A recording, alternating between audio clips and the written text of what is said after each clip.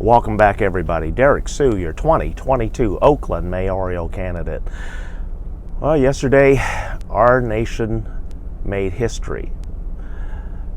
Like in Pearl Harbor history, like in 9/11 history. And yesterday, we had an insurrection to try and overthrow our government's election process. And it's a sad day. To see hundreds and hundreds of people that were incited by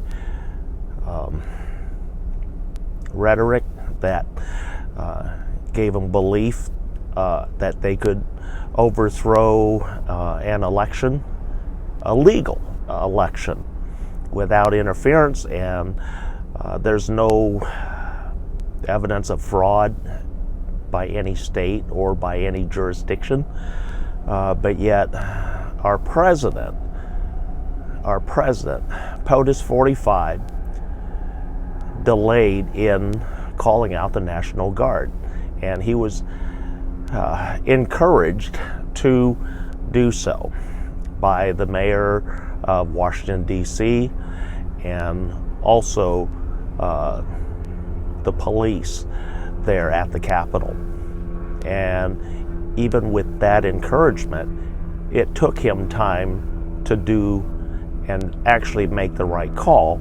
But yet his tweets yesterday and everything, he was actually most likely looking, just from the way his tweets and messages were going yesterday, was he was continuing to incite that rioting that occurred yesterday. And so with that, this morning I saw that there was a former Oakland police officer as part of that rioting. So that again shows the lawlessness of our police officers, and that's a person of trust, supposedly, and to violate and actually commit a treasonous act, because yesterday's incursion by citizens on the people's house was illegal.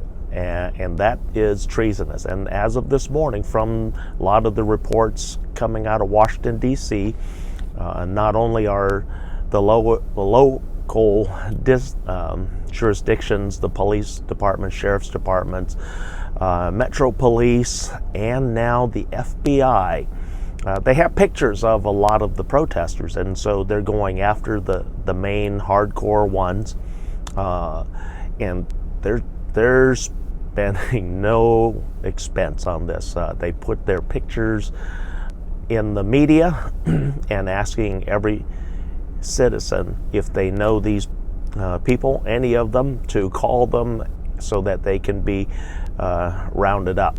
Because right now they're going hotel to hotel and looking for these people. There's checking airports, train stations, everything, every exit, getting out of there. So they're very serious about what happened yesterday. And there's local calls for invoking the 25th Amendment on President Trump for his remaining days in office. And I second that, because this sitting president has been very unstable, and his instability during yesterday's protest makes one wonder what more can happen under his direction. And we've had some pretty bad things happen. Yesterday, one person was shot and killed.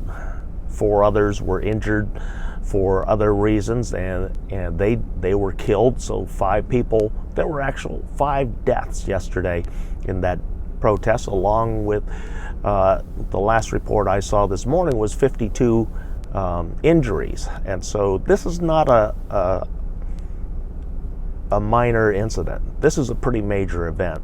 And Washington, D.C. is still on lockdown.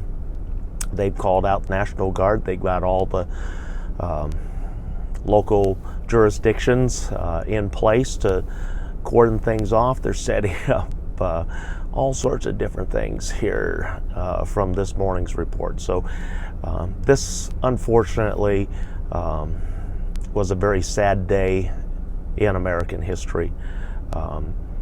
It violates our Constitution. It violates our election laws.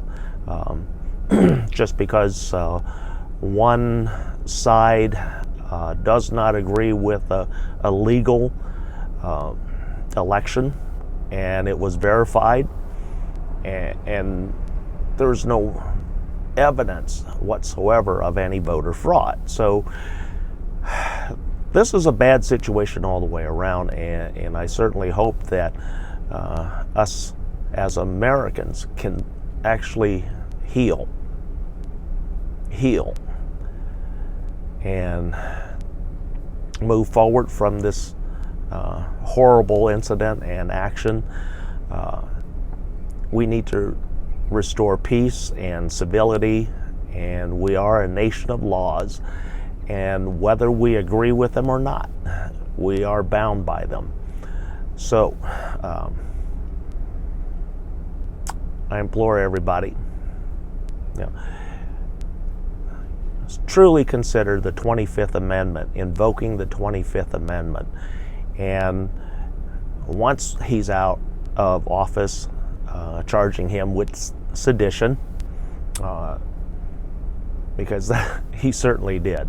He certainly, by all accounts, he was inciting an insurrection. Very harsh words from me, but that's what it amounts to. And unfortunately for the Republican Party, the many Republican leaders are going to look really bad, and history is going to reflect poorly on them. And so I don't know what's going to happen to the Republican Party, because they're certainly going to need to scramble for gaining trust again. And we're pretty sure that POTUS 45, his career and everything will be ended here with these recent developments. So thanks for joining me today, folks, and we'll be right back.